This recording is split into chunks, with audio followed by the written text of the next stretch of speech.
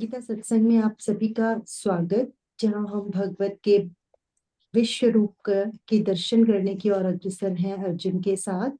और आज हम श्लोक 4 को लेकर आगे बढ़ेंगे। सभी की ओर से सर को प्रणाम और निवेदन कि आज के गीता सत्संग की शुरुआत करें।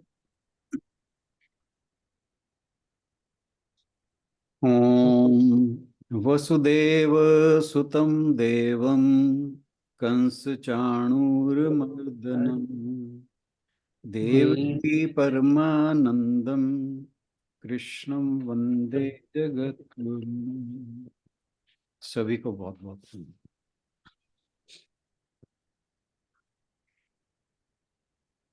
कल हमने श्लोक नंबर 2 और 3 किए थे, जहां भगवान जी ने अर्जुन ने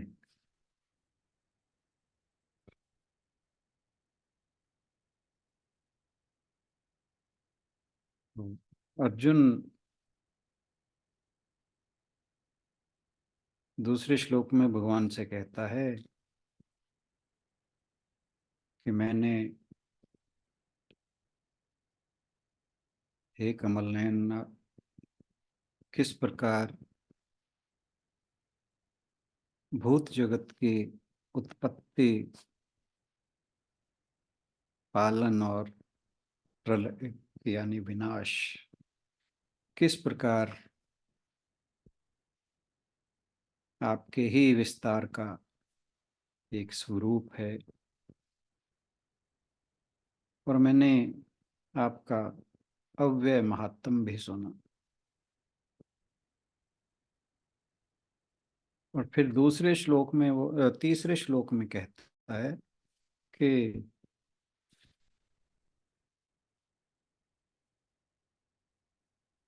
हे भगवान, आप अपने को जिस प्रकार का भी वर्णित करते हैं, उसका जिस प्रकार का भी बताते हैं, अपने स्वरूप के बारे में, अपने वैभव के बारे में, अपनी महिमा के बारे में, अपने महात्म्य के बारे में, मैं ये मानता हूं कि बिल्कुल वैसा ही है जैसा आप कहते हैं। लेकिन हे भगवान, मैं आपके ईश्वरीय रूप का प्रत्यक्ष दर्शन करना चाहता हूं। इसी बात को वो कुछ और स्पष्ट करते हुए चौथे श्लोक पर आता है। इस पर हम आज चर्चा करेंगे। आशु बहन से अनुरोध के श्लोक पढ़ते हैं, फिर हम इस पर बात करते हैं। जी सर। मन्यसे यदि तच्छक्यं, मन्यसे यदि तच्छक्यं मया द्रष्टुमिति प्रभो, मया द्रष्टुमिति प्रभो, योगेश्वर ततो मे त्वं, योगेश्वर ततो मे त्वं दर्शयात्मानमव्ययम्, दर्शयात्मानमव्ययम्। मन्यसे, तुम सोचते हो, यदि तच्छक्यम, तत् शक्यम, तत् मीन्स वह और शक्यम समर्थ, मया मेरे द्वारा, द्रष्टुमिति द्रष्टुम देखे जाने के लिए, इति इस प्रकार, प्रभो हे स्वामी, योगेश्वर ततो तब, में मुझे, त्वम आप, दर्शयात्मान दर्शय दिखलाइए, आत्मान अपने स्वरूप को, अव्ययम शाश्वत। हे प्रभु, हे योगेश्वर, यदि आप सोचते हैं कि मैं आपके विश्व रूप को देखने में समर्थ हो सकता हूं, तो कृपा करके मुझे अपना असीम विश्व रूप दिखाइए।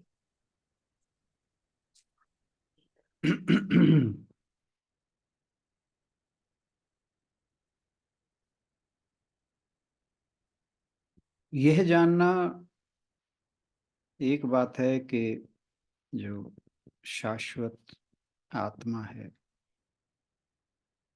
वो सभी चीजों में निवास करती है। इसको जानना एक बात है और उसको उसका दर्शन करना दूसरी बात है। अब जब से भगवान के बारे में भगवान के ही मुख से अर्जुन ने उनकी विभूतियां सुनी हैं, अब अर्जुन के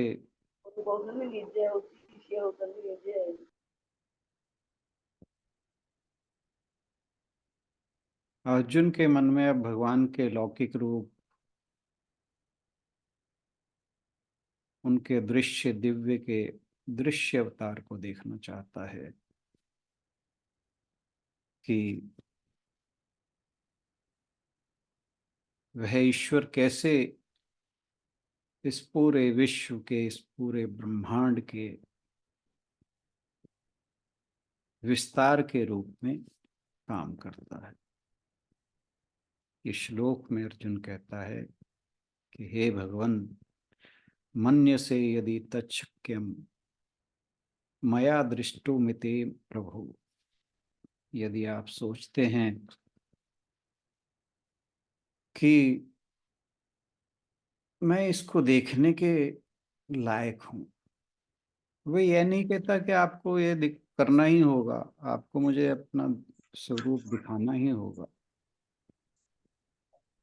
बल्कि वो कहता है कि यदि आप सोचते हैं कि मैं इस कृपा के योग्य हूं कि मैं इसको ग्रहण कर सकता हूं, यदि आप जानते हैं कि मैं आपसे इसलिए नहीं पूछ रहा क्योंकि मुझे आपकी महानता पर कोई संदेह है, आप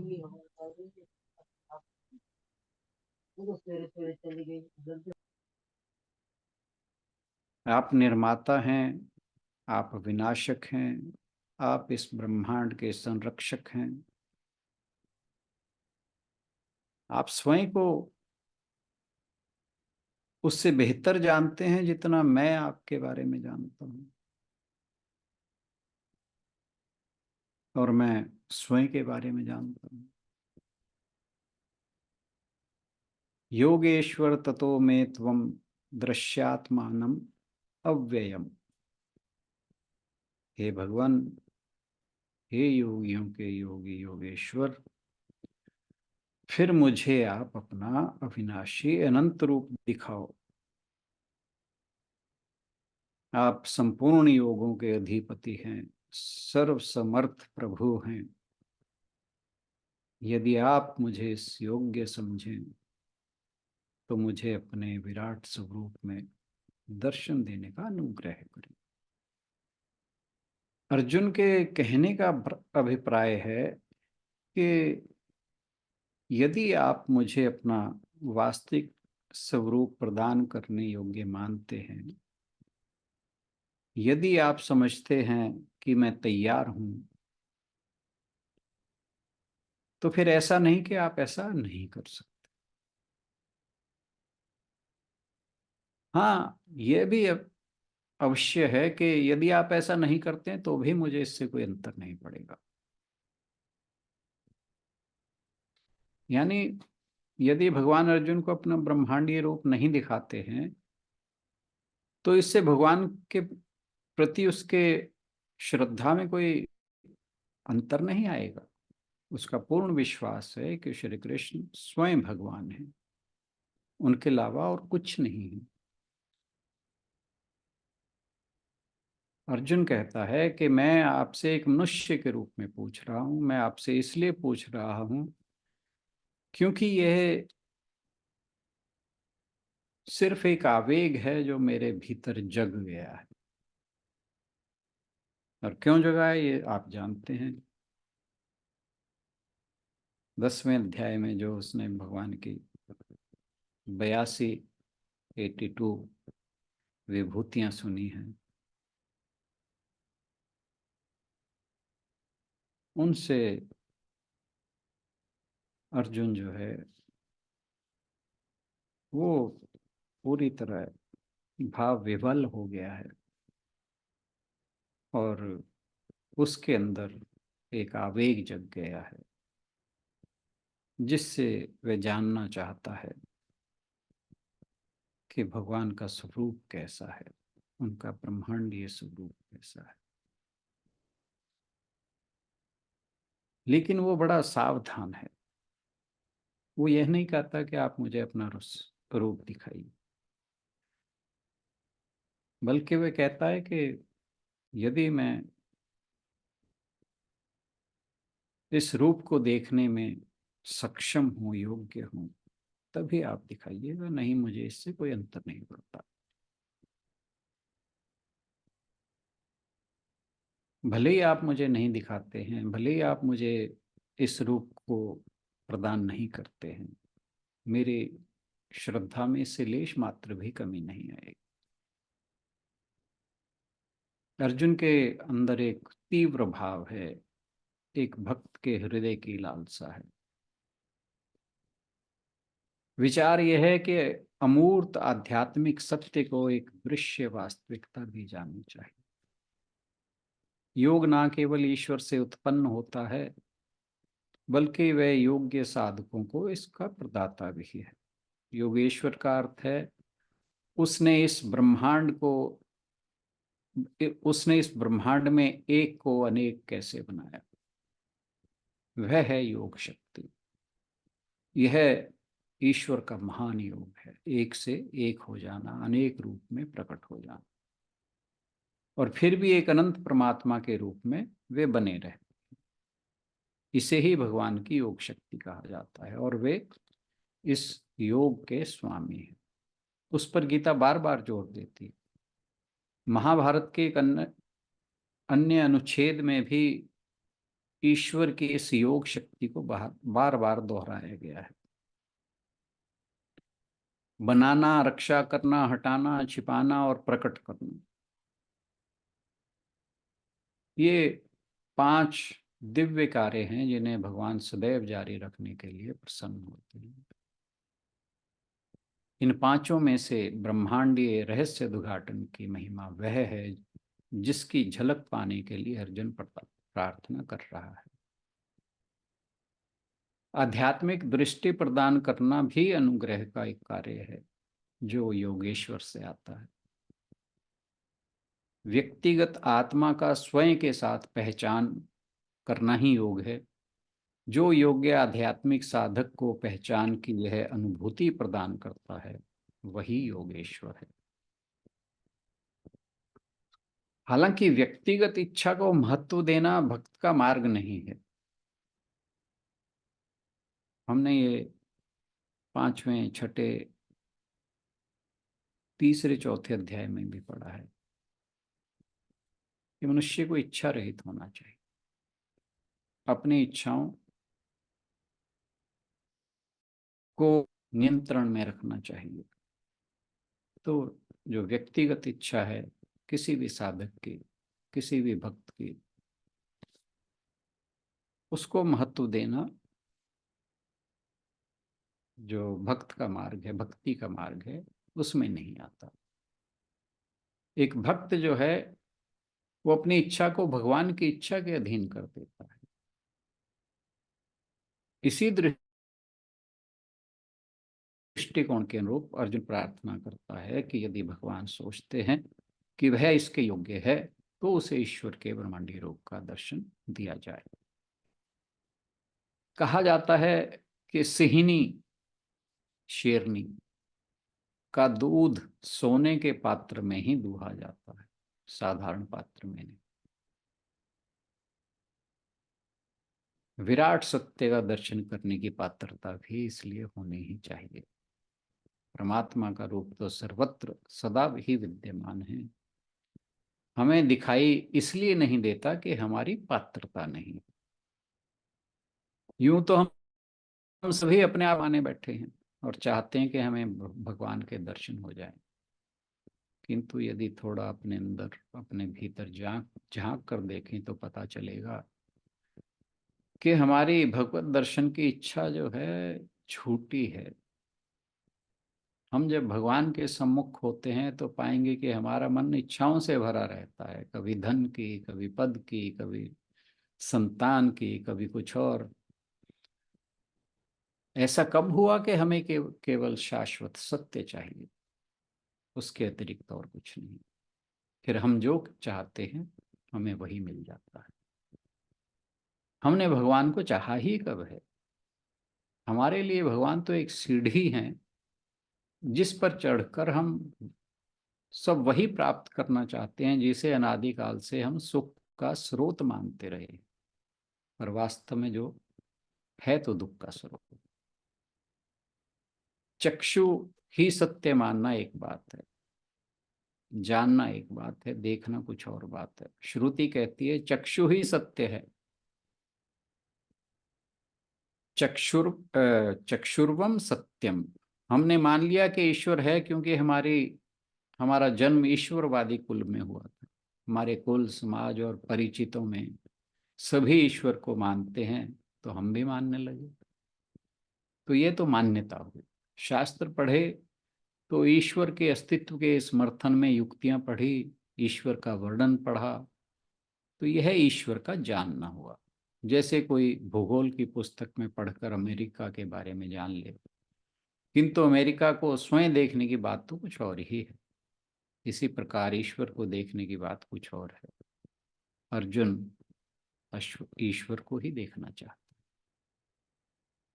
गीता के 10वें अध्याय में भगवान श्री कृष्ण ने अपनी विभूतियों का वर्णन किया और अर्जुन ने उन्हें सुना। इससे अर्जुन की नींद टूटी। अर्जुन को पता लगा कि जो कुछ श्रेष्ठ है वह ईश्वर का ही ऐश्वर्य है, ईश्वर की ही विभूति है। अब अर्जुन इस विभूति को देखना चाहता है। शुद्ध चैतन्य स्वरूप, नित्य, अनादि, अखंड, निर्गुण, निराकार, निरुपाधिक परम ब्रह्म परमात्मा ही माया शक्ति सहित होकर सगुण ईश्वर के रूप में हमारी सृष्टि की उत्पत्ति, पालन इत्यादि करता है और कर्म फल देता है। यह संसार भी ईश्वर का ही एक सगुण साकार स्वरूप है। मंदिरों में भक्तगण राम, कृष्ण, शिव आदि मूर्तियों के माध्यम से सगुण साकार परमेश्वर की उपासना करते हैं। इंद्र, वरुण, भैरव, हनुमान आदि देवता हैं, किंतु भक्त जन शिव, भगवती दुर्गा, राम तथा कृष्ण की उपासना उन्हें पूर्ण परमेश्वर मानकर ही करते हैं। यह सगुण साकार पूजा है।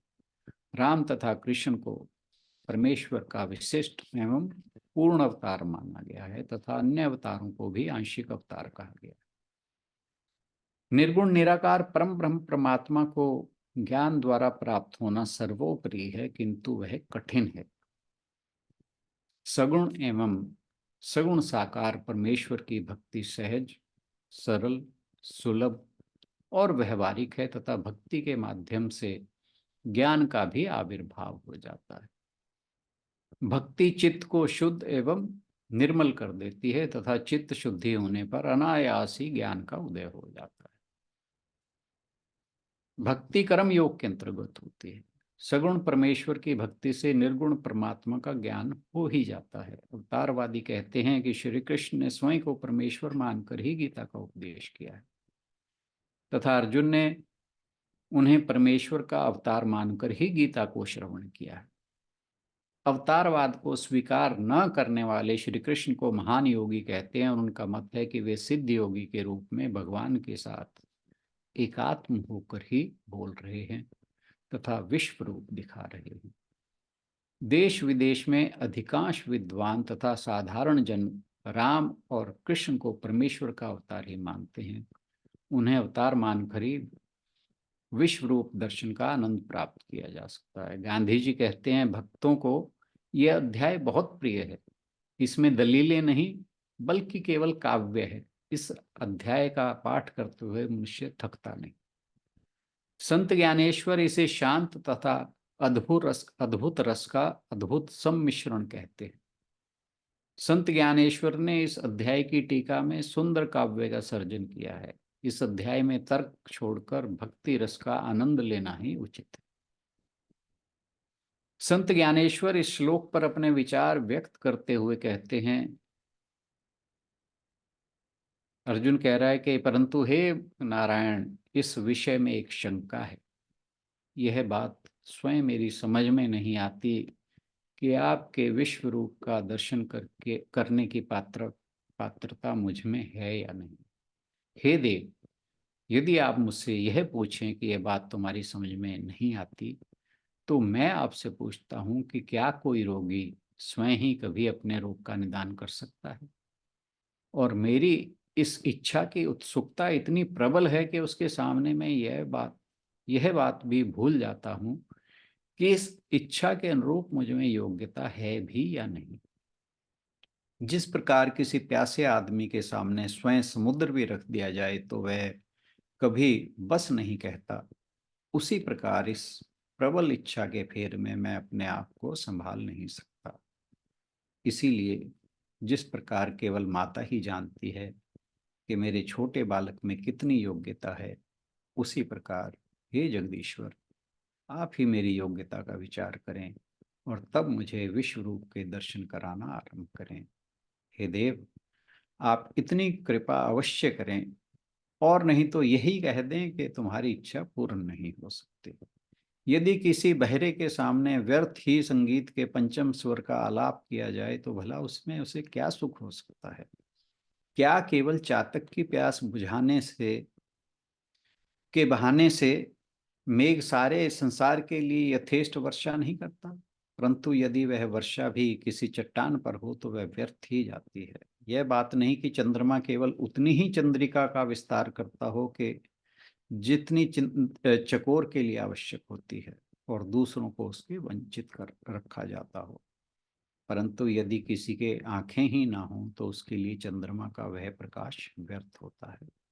इसीलिए मेरे मन में इस बात का पूरा विश्वास है कि आप मुझे अपने विश्व रूप के दर्शन अवश्य देंगे, क्योंकि ज्ञानी और अज्ञानी सभी के लिए आपका स्वरूप सदा अद्भुत और अलौकिक ही है। आपकी उदारता बिल्कुल निराले ढंग की, स्वयं सिद्ध और अनिर्बंध है। आप जब दान देने लगते हैं तब योग्य और अयोग्य का कुछ भी विचार नहीं करते। मोक्ष सरीखी पवित्र वस्तु आप अपने कट्टर शत्रुओं तक को दे देते हैं।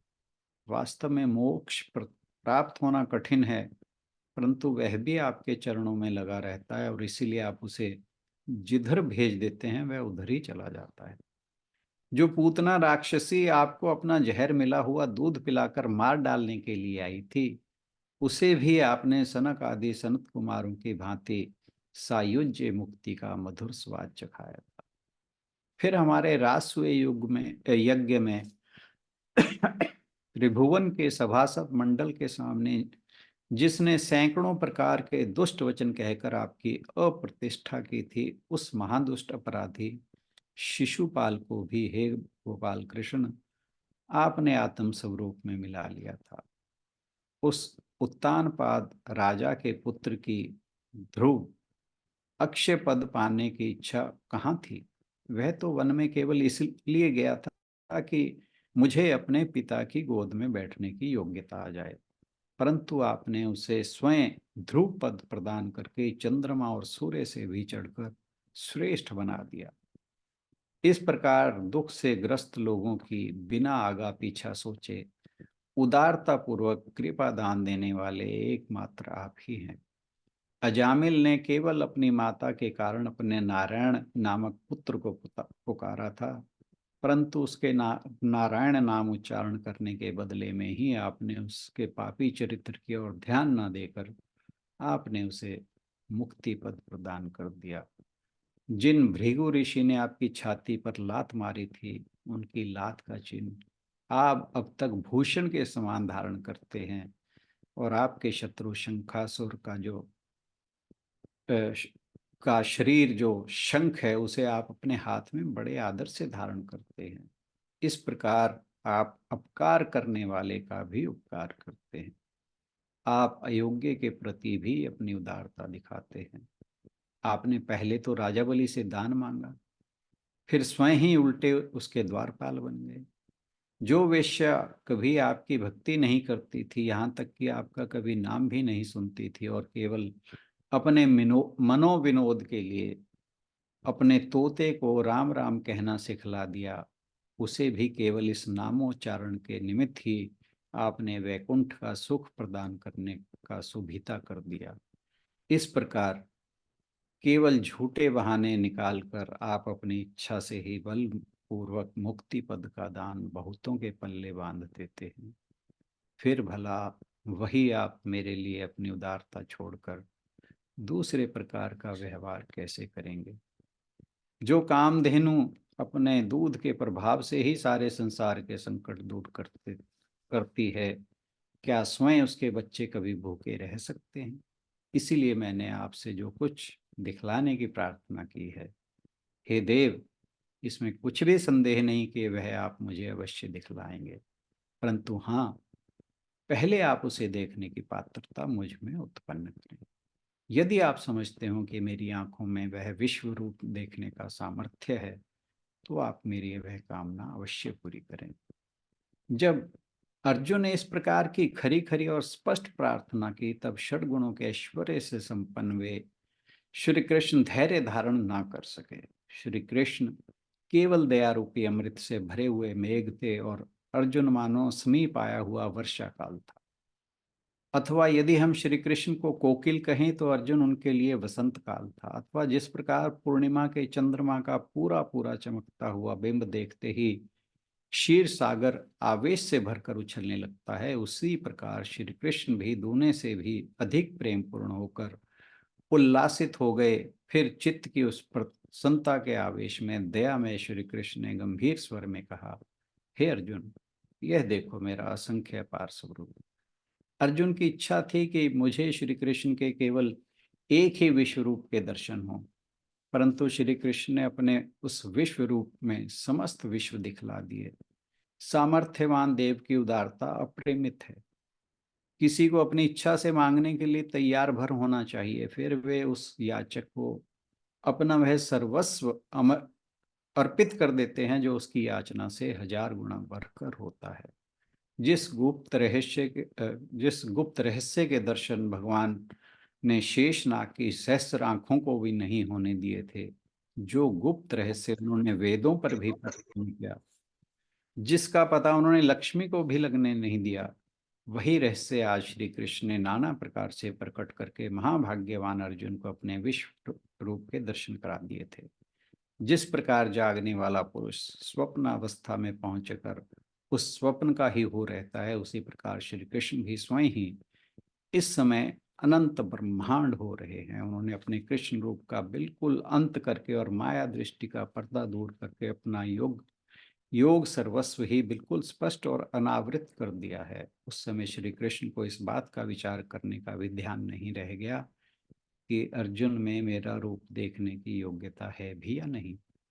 उन्होंने प्रेम से विहल होकर जो कहा वह अगले श्लोक में आएगा। आज के लिए इतना ही। बहुत बहुत धन्यवाद।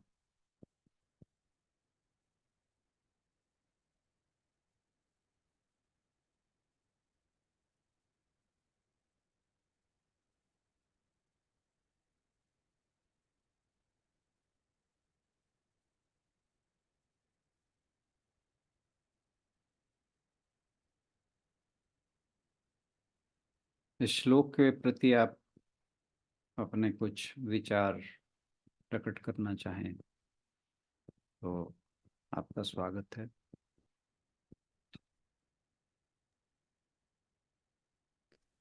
सबसे पहले तो आज सबका समय पर आने के लिए धन्यवाद। आशा करते हैं कि आगे भी आप ऐसे ही समय पर ज्वाइन करते रहेंगे। और यदि आप आज के श्लोक से संबंधित कुछ बात कहना चाहें तो कह सकते हैं।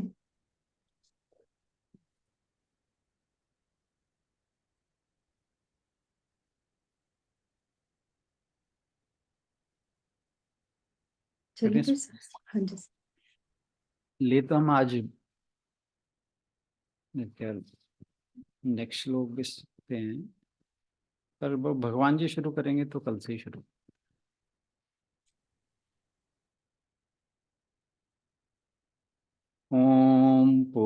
पूर्णमादाय पूर्णमिदं पूर्णात् पूर्णमुदच्यते पूर्णस्य पूर्णमादाय पूर्णमेवावशिष्यते। ओम शांति शांति शांति। बहुत ही अद्भुत अध्याय है ये। Thank you everyone. आज के सत्संग में आने के लिए आप सबका बहुत बहुत धन्यवाद। सभी की ओर से राणा सर का भी बहुत बहुत धन्यवाद। और इसी के साथ आप सबसे अनुरोध कि गायत्री मंत्र के लिए सब लोग अपनी खिड़कियां खोल लें। हरि ओम तत्सत। ओम भूर्भुवस्सुः तत्सवितुर्वरेण्यं भर्गो देवस्य धीमहि धियो यो नः प्रचोदयात्। ओम भूर्भुवस्सुः तत्सवितुर्वरेण्यं भर्गो देवस्य धीमहि धियो यो नः प्रचोदयात्। ओम भूर्भुवस्सुः तत्सवितुर्वरेण्यं भर्गो देवस्य धीमहि धियो यो नः प्रचोदयात्। ओम शांति शांति शांति शांति। शांति। हरि ओम। हरि ओम।